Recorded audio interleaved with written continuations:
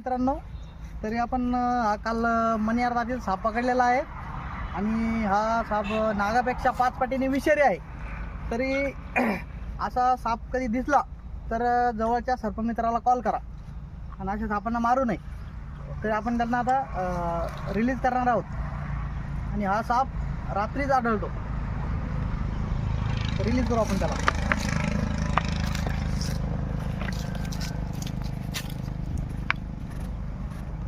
दोन बाहेर काढत